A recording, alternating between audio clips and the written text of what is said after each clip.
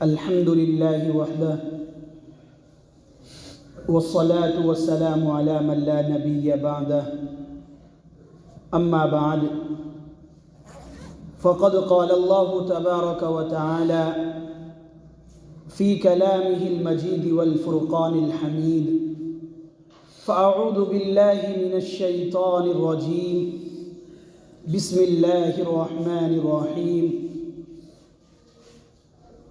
اتل ما اوحي اليك من الكتاب واقم الصلاه ان الصلاه تنهى عن الفحشاء والمنكر وقال النبي صلى الله تعالى عليه وسلم الصلاه عماد الدين فمن اقامها اقام الدين ومن هدمها هدم الدين او کما قال علیہ الصلاۃ والسلام۔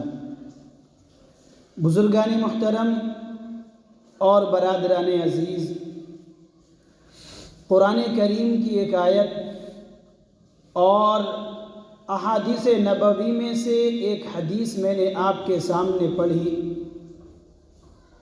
قرآن کریم کی اس آیت کے اندر اللہ رب العزت بیان فرماتا ہے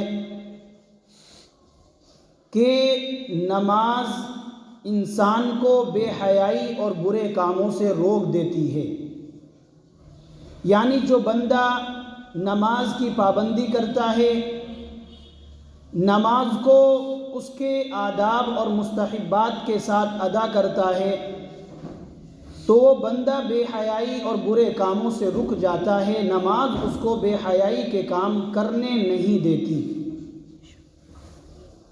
احادیث مبارکہ میں سے ایک حدیث میں نے آپ کے سامنے پڑھی۔ اس حدیث کے اندر آپ صلی اللہ علیہ وسلم نے ارشاد فرمایا کہ الصلاۃ عماد الدین، کہ نماز دین کا ستون ہے۔ جس طریقے سے کوئی عمارت ہم بنائیں تو اس عمارت کو بغیر ستونوں کے ہم نہیں بنا سکتے، بغیر دیواروں کے اس کی چھت کو ہم نہیں ڈال سکتے۔ اسی سے نبی علیہ الصلاۃ والسلام نے مثال دی کہ الصلاۃ عماد الدین، کہ نماز یہ دین کا ستون ہے۔ خود آ کے ارشاد فرمایا کہ من اقامہا اقام الدین، کہ جس بندے نے نماز کو قائم کیا اس نے دین کی حفاظت کی۔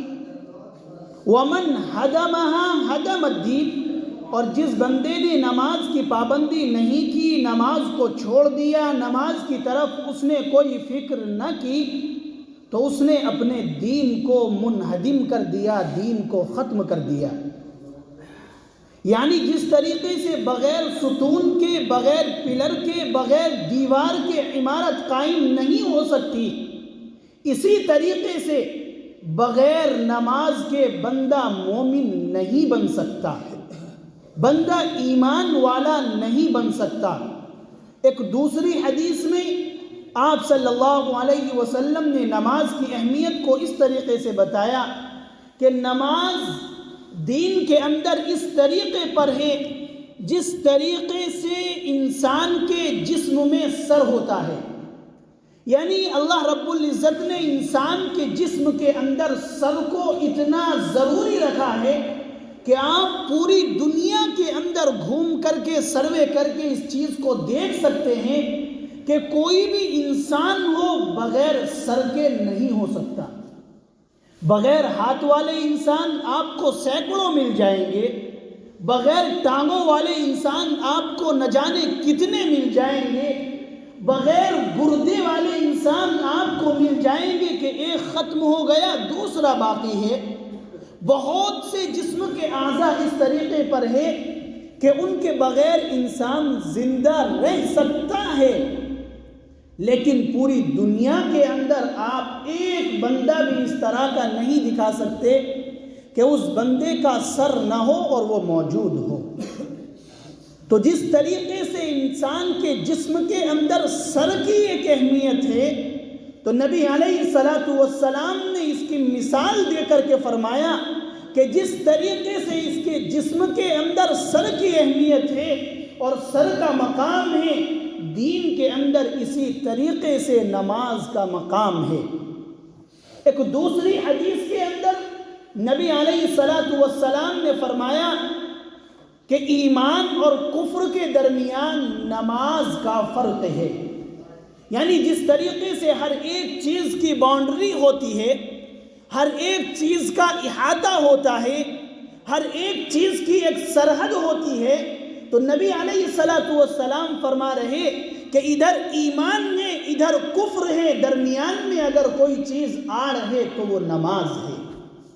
صحابہ کرام کی زندگی سے ہمیں معلوم ہوتا ہے کہ نبی علیہ الصلاۃ والسلام کے زمانے میں صحابہ کرام جس بندے کو دیکھا کرتے تھے، ایک بات یاد رکھیں کہ یہ ڈاہلی کا چہرے کے اوپر سجانا اور یہ اسلامی لباس آج جو نظر آتا ہے، یہ اس زمانے میں وقت کے کافر بھی پہنا کرتے تھے، اور وقت کے کافروں کے چہرے پر بھی ڈاہلی ہوا کرتی تھی۔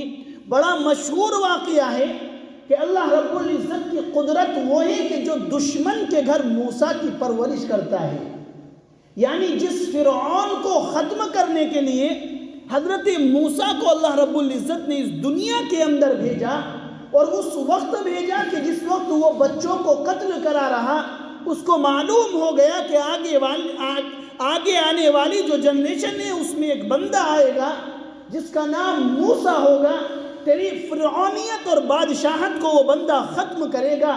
وہ اس زمانے میں بچوں کو قتل کرانے لگا، لیکن اللہ رب العزت کو اپنی شان کا مظاہرہ کرانا تھا کہ اللہ رب العزت نے اسی فرعون کے گھر موسیٰ کو پالا۔ بات دوسری طرف چلی جائے گی، اشارہ اس طرف دینا ہے کہ بہت سنا ہوگا آپ نے، بڑا مشہور ہے کہ فرعون ایک مرتبہ حضرت موسیٰ کو گود میں لے کر کھلا رہا تھا۔ حضرت موسیٰ کا ناسمجھی کا زمانہ ہے، بچپنے کا زمانہ ہے۔ حضرت موسیٰ علیہ السلام نے اس ناسمجھی میں موسیٰ کی ڈاہلی کو پکڑ کر اس کے چہرے پر ایک تماچا رسید کیا۔ تو آپ خود سوچیں کہ فرعون کے چہرے پر بھی ڈاہلی تھی، تو یہ ڈاہلی آج کل ایک مسلمان ہونے اور نہ ہونے کی پہچان ہے۔ اس زمانے میں صحابہ کرام کے دور میں اگر پہچان کسی چیز کی ہوا کرتی تھی کہ یہ بندہ مومن ہے یا نہیں، یہ بندہ مسلم ہے یا نہیں، تو جس بندے کو مسجد آتا جاتا دیکھا جاتا تھا تو سمجھ جاتے تھے کہ یہ بندہ مومن ہے۔ اسی لیے نبی علیہ الصلاۃ والسلام نے فرمایا کہ جس بندے کو تم مسجد میں آتا جاتا دیکھو اس کے مومن ہونے کی گواہی دو۔ تو جو حدیث میں نے آپ کے سامنے پڑھی، نبی علیہ الصلاۃ والسلام فرماتے ہیں ایمان اور کفر کے درمیان صرف نماز چھوڑنے کا فرق ہے، یعنی نماز بندے نے چھوڑی اور وہ سرحد پار کر چکا، اب وہ کفر والے علاقے میں اور حصے میں مثال کے طور پر پہنچ گیا۔ اب اس بندے کو آپ مومن کہیں، اس بندے کو آپ مسلم کہیں۔ صحابہ کرام کی زندگی میں جو پہچان ہوا کرتی تھی وہ پہچان اس بندے سے ختم ہو چکی۔ آج کل بندہ اپنے آپ کو مسلمان کہلا رہا، بندہ اپنے آپ کو نبی کا عاشق کہہ رہا، لیکن اگر بندہ اپنا محاسبہ لے، اپنے آپ کا امتحان لے، اپنے آپ کو دیکھے، تو میرے دوستو اگر سب سے زیادہ دور کوئی بندہ ہے، سب سے زیادہ دور اگر مسلمان ہے تو وہ اس حکم سے ہے کہ جس حکم کی سب سے زیادہ اہمیت ہے، یعنی نماز۔ آپ دیکھیں کہ اللہ رب العزت نے بہت سے فرائض بندوں کے اوپر عائد کیے، بہت سی منکرات سے بندوں کو روکا۔ نبی علیہ الصلاۃ والسلام سے بتا دیا گیا کہ یہ کام کر لیا جائے اور اس کام سے روک دیا جائے، اتنا کافی۔ لیکن نبی علیہ الصلاۃ والسلام کو کسی حکم کی وجہ سے اللہ رب العزت نے آسمانوں پر نہیں بلایا سوائے نماز کے۔ آسمانوں پر بلایا گیا، اور صرف یہی نہیں کہ آسمانوں پر بلا دیا اور نماز تھما دی، بلکہ اللہ رب العزت کے اتنے قریب آپ صلی اللہ علیہ وسلم ہوئے کہ کوئی بندہ تو بندہ، فرشتہ بھی اتنا قریب نہیں ہو سکا۔ حضرت جبریل امین نے بھی منع کر دیا، یا نبی اللہ اگر اس سے آگے میں نے یہ قدم بھی بڑھایا تو میرے پر جل کر خاک ہو جائے گی۔ اللہ رب العزت نے اتنا قریب اپنے بندے کو بلایا.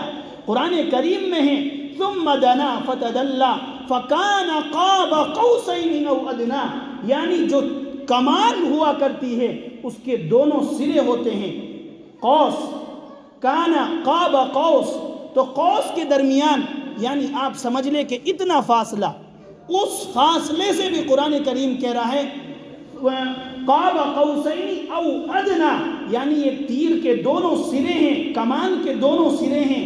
اتنا فاصلہ یا اس سے بھی کم فاصلہ تھا نبی علیہ الصلوۃ والسلام اور رب کے درمیان. اس وقت بلا کر کے نماز دی گئی. بقیہ حج ہے، رمضان کے روزے ہیں، زکوٰۃ ہے، کوئی حکم اللہ رب العزت نے آسمانوں پر بلا کر کے نہیں دیا سوائے نماز کے. اس سے ہٹ کر دوسری طریقے سے آپ نماز کی اہمیت لے سکتے ہیں کہ انسان کی پیدائش سے لے کر موت تک اس کو نماز کا حکم دیا جا رہا ہے، اس کو نماز بتائی جا رہی. بچہ پیدا ہو رہا اس کے کانوں میں بتایا جا رہا حی علی الصلاۃ، حی علی الصلاۃ، کہ ہوش سنبھالنے کے بعد ایک وقت تیرے اوپر آئے گا، اس وقت تیرے اوپر ایک چیز عائد ہوگی جس کو نماز کہا جاتا ہے، وہ نہ چھوٹے. اب زندگی میں سینکڑوں لاکھوں کروڑوں مرتبہ ہم اپنے کانوں سے حی علی الصلاۃ، آؤ نماز کی طرف سن رہے ہیں. جب بندہ اس دنیا سے جا رہا تو اس بندے کے آخری سلوک اس بندے کے ساتھ جو کیا جاتا ہے وہ بھی نماز کا ہے.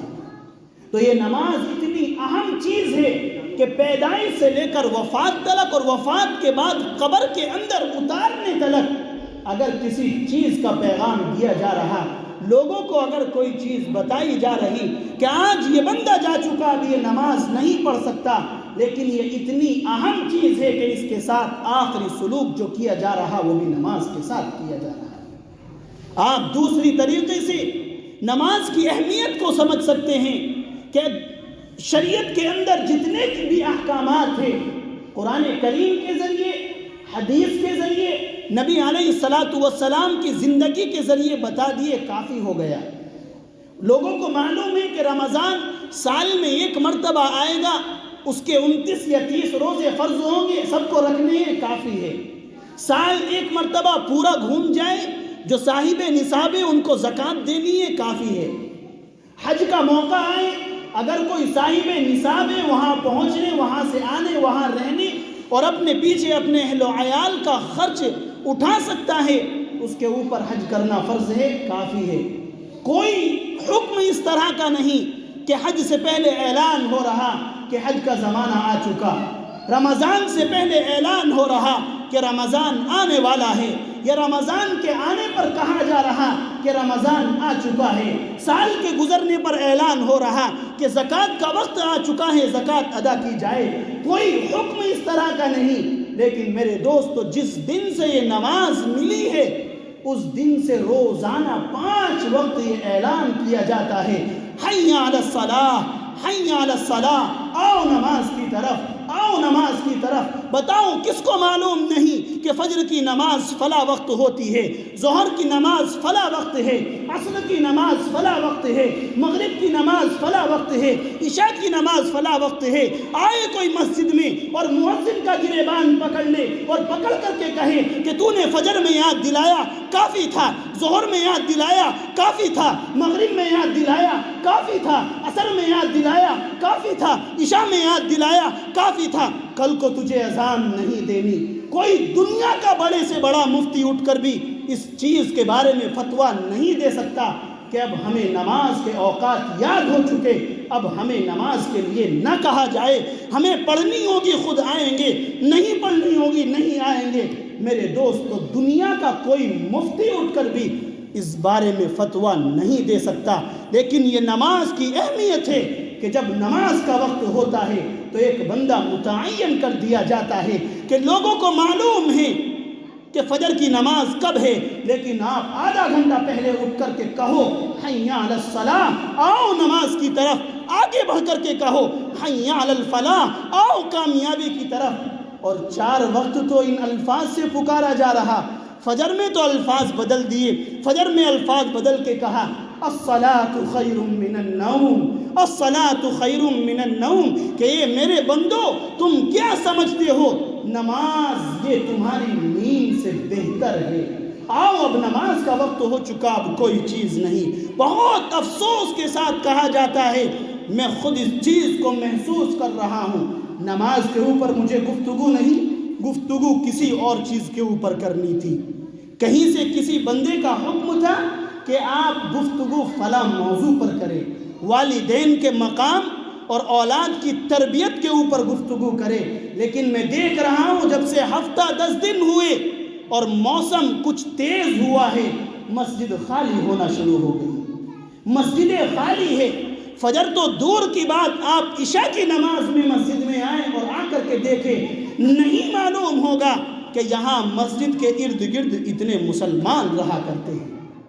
آپ دیکھیں جمعے کے دن یہ اعلان ہوتا ہے کہ مل مل کر کے کھڑے ہوں، جگہ نہیں ہے، مل مل کر کے کھڑے ہو، جگہ نہیں ہے۔ بتاؤ کون سے RSS کے لوگ آ کر نماز پڑھ رہے، بتاؤ کون سی پارٹی یہاں آ کے نماز پڑھ رہی۔ ارے میں اور تم ہی تو ہے محلے کے لوگ ہیں، کون سا ہم میں اجنبی ہے؟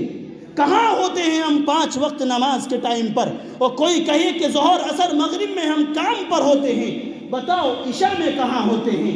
کوئی کہے رات میں دیر سے آتے ہیں، تو بتاؤ فجر میں کہاں ہوتے ہیں؟ کس کے گھر تلک مائک کی آواز نہیں پہنچتی کہ نماز کا وقت ہو چکا، نماز کے لیے آؤ۔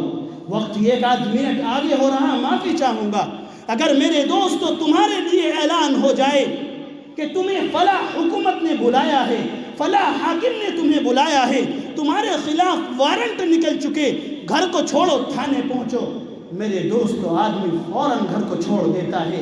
لیکن ذرا سوچو کہ کس رب کی نافرمانی کر رہے ہیں، کس رب کے حکم کو ٹھکرا رہے ہیں کہ رب کہلوا رہا آؤ نماز کے لیے، آؤ نماز کے لیے۔ کاروبار میں اگر تمہیں کامیابی دکھ رہی تھی تو مؤذن نے کہا حی علی الفلاح، کامیابی ادھر ہے کاروبار میں نہیں، اس کے باوجود بھی کانوں پر جو نہیں رینگتی، اس کے باوجود بھی نماز کا عطا پتہ نہیں۔ ذرا سوچو رب کو کیا جواب دو گے۔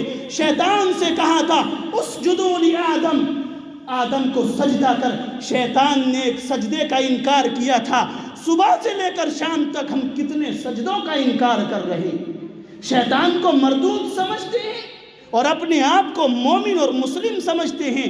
کس ذہن سے آپ نے اپنے آپ کو مومن سمجھ رکھا اور ہم نے اپنے آپ کو نبی کا عاشق سمجھ رہا۔ یہی وہ نماز ہے کہ میرے دوست نبی علیہ السلام اگر رات کے وقت نیت باندھ کر کھڑے ہو جایا کرتے تھے۔ امہات المؤمنین فرماتی ہیں نبی علیہ السلام کی پنڈی مبارک سوج جایا کرتی تھی، آپ سلام نہیں پھیرا کرتے تھے۔ ارے نبی کو کون سی مغفرت کی ضرورت تھی؟ نبی کے تو اگلے پچھلے تمام گناہ معاف تھے، لیکن یہ امت کو دکھلانا تھا، امت کو سمجھانا تھا کہ نماز اتنی اہم ہے۔ میں بخشایا ہوں، اس کے باوجود بھی اگر سب سے زیادہ زور کسی چیز پر دیا جا رہا تو وہ نماز پر دیا جا رہا۔ ہمارے اوپر کون سی حکومت کی پابندی ہے کہ مسجد تک نہ پہنچا جائے؟ نبی کے زمانے میں تو وہ وقت بھی آیا کہ نبی سجدے میں ہیں، سجدے میں نبی کے اوپر لا کر اوجھلی ڈالی جا رہی، نبی بے ہوش ہو رہے لیکن نماز کو نہیں چھوڑ رہے۔ معلوم ہے اس کے بعد میں نماز پڑھوں گا تو کفار میرے ساتھ کیا معاملہ کریں گے، اس کے باوجود بھی نماز کے لیے پہنچا جا رہا۔ میرے دوست بہت افسوس کے ساتھ کہا جاتا ہے، بہت افسوس کے ساتھ کہا جاتا ہے کہ مسلمان اگر سب سے زیادہ کسی چیز سے غافل ہے تو وہ نماز سے ہے۔ اب سوچتا ہے کہ ہمارے لیے آسمانوں سے روزی اترتی رہے، ہمیں کچھ کرنا نہ پڑے۔ نہیں میرے دوستو، رب آسمانوں سے بغیر ہمارے نیک عمل کیے روزی اتار سکتا ہے، وہ اس پر قادر ہے۔ لیکن میرے دوستو یہ عدل اور انصاف نہیں ہے کہ ہم گناہ کرتے رہیں اور رب ہمارے ساتھ رحم کا معاملہ کرتا رہے۔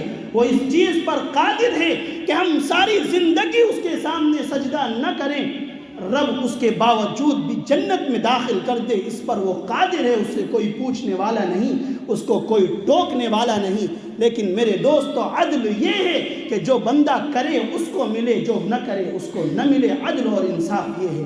دعا کرے، وقت اوپر ہوتا چلا جا رہا، دعا کرے اللہ رب العزت جو کچھ کہا گیا اس پر عمل کی توفیق عطا فرمائے۔